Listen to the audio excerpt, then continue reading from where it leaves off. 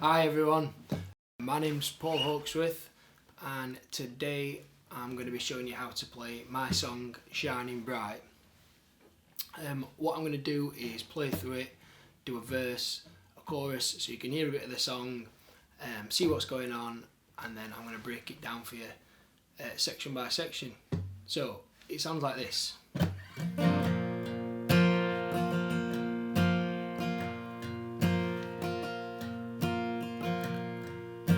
It seems so hard to say, it feels so easy, but you don't hide away. When I'm stumbling here before you, I could wait for the right time, cast myself in the wrong light. You don't wait for the moment, you just go. You hold my heart safe, you show me strength, you show me love. You find a new way when I'm down, you pick me up. You're giving hope to somebody, giving hope to somebody. Even on your darkest day, you're shining bright, shining bright, shining bright, shining bright, shining bright, shining bright, shining bright. Okay then, here we go. So, for the intro and the verse, in fact no, before I do that, I should say that I've got a capo on fret 3 for this. So, you'll need to get a capo to play along for it to sound the same pitch as me. So, verse is based on a G chord, and the way that I do this G for this song, pretty much all of it, is a 2-finger G, where I've got finger 3 on fret 3 on the B string, finger 2 on fret 3 on the thick E string, and it sounds like that. So the intro is just that.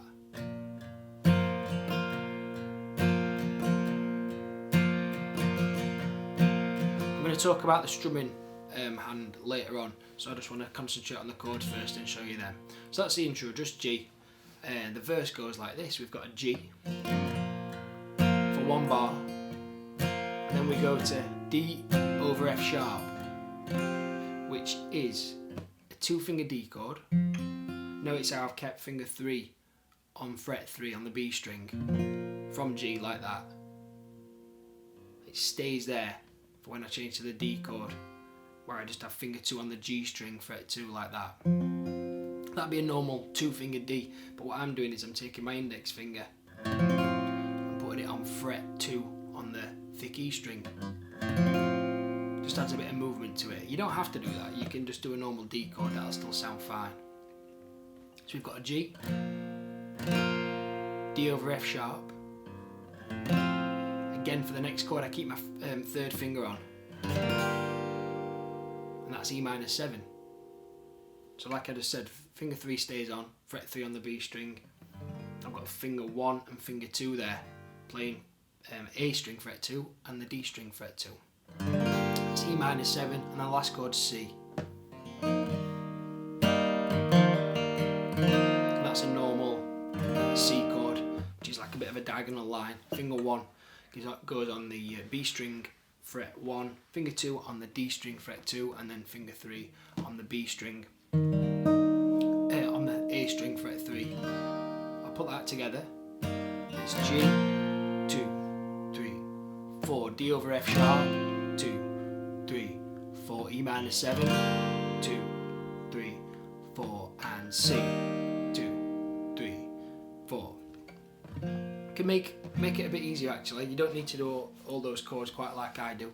You can do 2 finger chords for the entire verse, which would be like this: G, same way as I'm playing it, 2 finger D, and then normal 2 finger E minor, like that, and then 2 finger C, which I do like that, which is basically G, with that second finger moved down to the A string.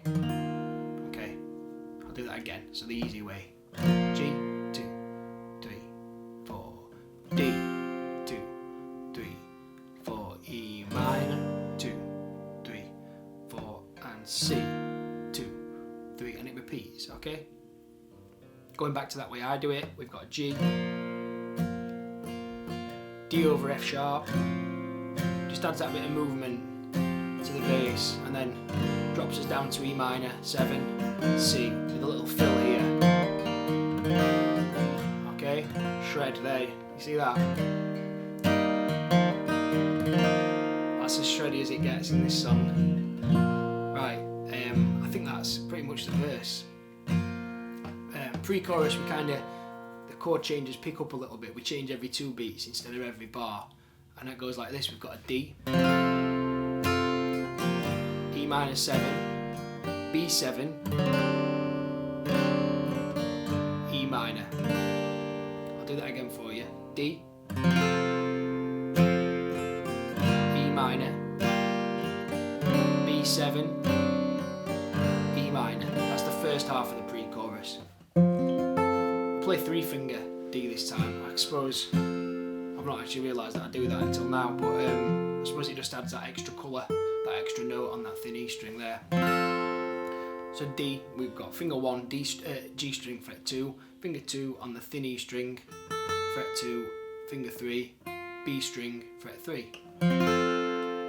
Keep that 3rd finger on for that E minor 7 chord that we've used before. You can just do normal for this, you could just do normal D, normal 2 finger D, normal 2 finger E minor. But I do that, and then I go to E minor 7, then B7, which just mixes it up a little bit. That's A string 2, D string fret 1, G string fret 3. I'm not playing this thick E string, and we've got the thin 2 strings that should be open. It's quite an easy change then, just to go to E minor, which is where I go next. Then on the repeat of that, I go D, E minor 7, then we get this little run up to finish it off. So you just go. Right, what's happening there then? A minor 7. If you know A minor, you just have to take finger 3 off to be able to do that. It's fret 1 on the B string, fret 2 on the D string, strumming from the A string. So we strum that once, and then this next chord, which I'm calling G over B. So the bass notes change there, just 2 fingers. B string, fret 3 again, we're on there pretty much all the time, aren't we? And finger 1 on the A string, fret 2. E string's muted with my thumb. If you can't reach your thumb over to mute these thicker strings, you just have to be a bit more careful with your strumming hand just to avoid that. And what we hear when we strum this chord is we hear the A string, the D string's muted underneath that first finger, open G, and then fret 3 on the B string, that thin E string's muted, and then we land on C, just like before, same C chord as I did in the verse. You just go. Could try that with 2 finger C. You just go. Works, but not quite as well. If you want an easy way to do that bit, I guess you could just do single notes. You just go. That's A string, just rising up the A string. Open, 2, 3. Okay then, so that takes us to the chorus. First half of this chorus is really straightforward. We've got a G chord, and then to a C, just moving that second finger down like that. Then back up to a G, we move then down to C again. Okay, so that again, just to, if you need me to slow it down, 2 finger G, and then the C chord, taking finger 2, moving it down to the A string. Careful not to play this thick E string open now, because that'll sound really bad on that C chord. So use your thumb to mute, or just avoid strumming it. Back up to G. When I'm down, you pick me up. This is where it gets a bit more interesting. We've got this now.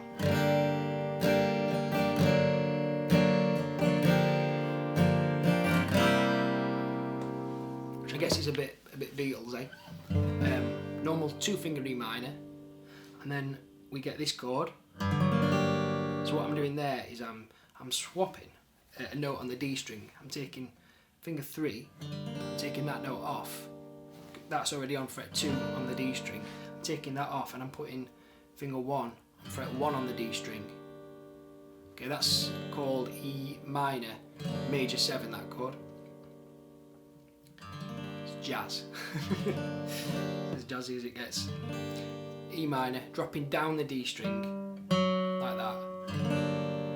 Then your next chord drops down again. You just take that finger off to get E minor 7. That D string's now open. So E minor, taking finger 3 off, putting finger 1 on the D string, fret 2, and then you take that finger off, finger 1 off completely, to get E minor 7. So you hear that movement there, fret 2, going down like that. You're giving hope to somebody, you're giving hope, and then to somebody. We've got A7. I think of A7 as, one way to think of A7 is to take an E minor chord, 2 finger E minor, shift it down a string, and then take finger 3 down one more. Like that. You're giving hope to somebody, you're giving hope to somebody. Then we've got this.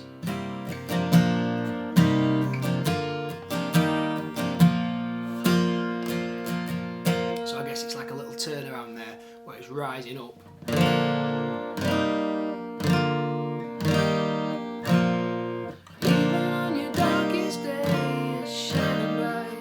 No new chords there really, it's just putting them in a different order or playing them at a different rate.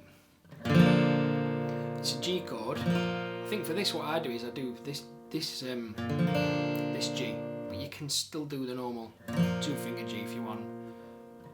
I've got fret 3 on my E string, fret 2 on my A, and I think it just makes this chord change a little bit easier, where we strum that, then we go to A minor 7, then that G over B chord again, C, I'll do that again,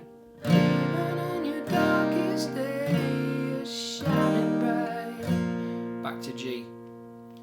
So if you're unsure how to play them chords, just go back a bit in the video to the verse and the pre-chorus part as well, because I break them down there.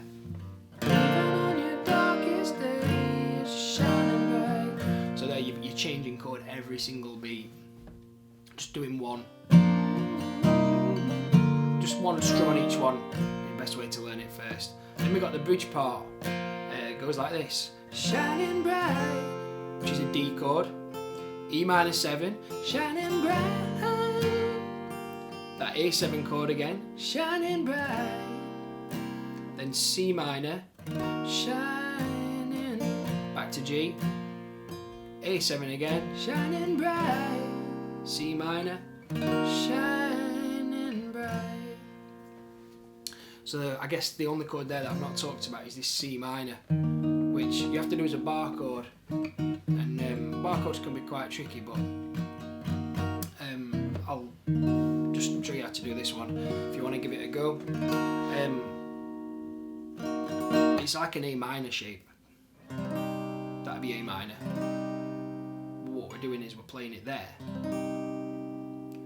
and sliding it up the neck and barring. So you kind of like your index finger, your first finger is like a human capo, breaking it down, that chord string by string, we're not playing anything on that thick E. We've got fret 1 on the A string, fret 2 on the D string. No, that's rubbish in it. We've got fret 3 on the A string, fret 5 on the D, fret 5 on the G, 4 on the B, and then fret 3 on that thin E string. Certainly not. If you're unsure, if bar chords are new to you, there's much better songs to learn first than this one. But if you do want to give it a go, the best way to do it, in my opinion, is to get your fingers on an A minor chord like that. Fret 1 on the B, 2 on the D, 3 on the G string, and then switch your fingers round so that you leave, instead of leaving your pinky spare, you leave finger 1 spare. So that'd look like this. Notice how it's the same chord, but now finger 1's free, which is going to allow us, when we move this chord up, we're going to slide it up 1, 2, 3 frets. This finger's now free, and this is the one that does the bar. But when you do this, you've got loads of stuff to bear in mind, like your thumb position and all that, because it makes such a difference. So yeah, bar chords are really tricky, but if you want an easy way to do that chord, I guess you could do that, which is fret 1, fret 3 on the thin E, 4 on the B, 3 on the G. Shining light, shining light. It sounds like that. It works. It's all right.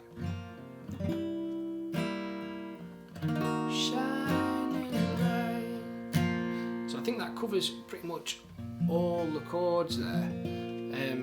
The only other thing I guess that I've not talked about is the strumming. When I recorded this, I didn't actually use a pick. I used my fingers, kind of like I used my thumb on the thicker strings, and my fingers and the backs of my nails on the thinner strings. If I recorded it again, I might use a pick actually. I don't know if I prefer that sound. I used a pick in today's lesson just so it's a bit more definite, so you can hear what's going on.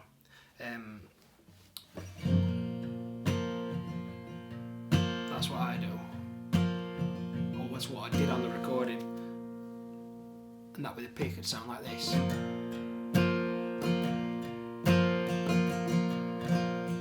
Slightly different tone to it, but that's strumming pattern anyway.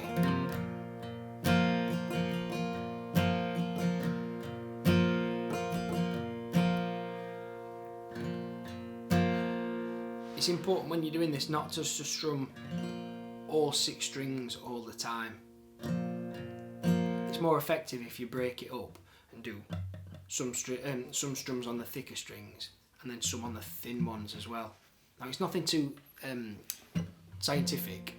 You've not got to be really careful and go out of your mind trying to oh no, I can't strum that thick one. But if you just divide it up, you're going to get a much kind of more natural musical sound to it. The pattern I'm doing is this, where I'm doing 2 strums on the thick strings, downstrokes, like that, and then I do a big strum, kind of roughly from the D string downwards.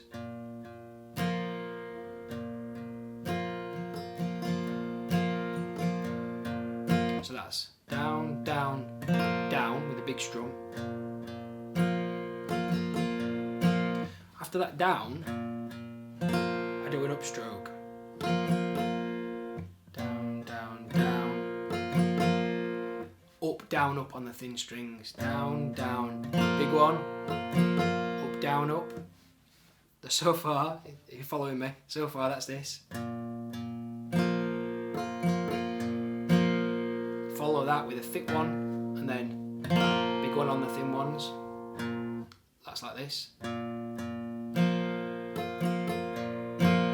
That'd be down, down, down, up, down, down, down.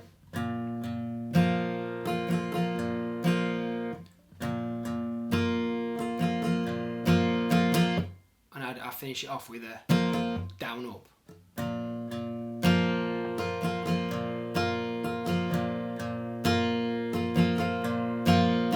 Like that.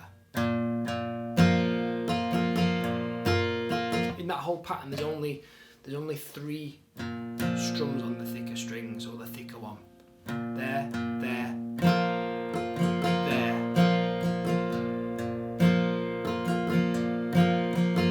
But kind of, it's not the be all and end all, that strumming pattern. You know, you can do anything you want really. I always say strumming's kind of like colouring in. You know, the chords are your shape, or they're the kind of skeleton, the main thing. You can colour it in, you can fill it in how you want with the strumming, as long as it's in time and it works. You could keep it really simple. I'd say first just do 1 strum on each chord, and then just strum down on the beats. Maybe add some down and up strokes, some upstrokes at the end.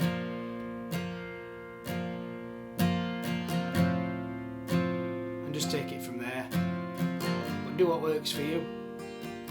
You might want to finger pick it.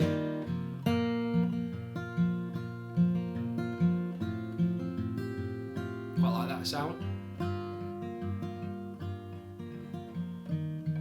But anyway, I notice I'm proper rambling now, so I'll stop and I'll say thank you very much for tuning in to my guitar lesson today.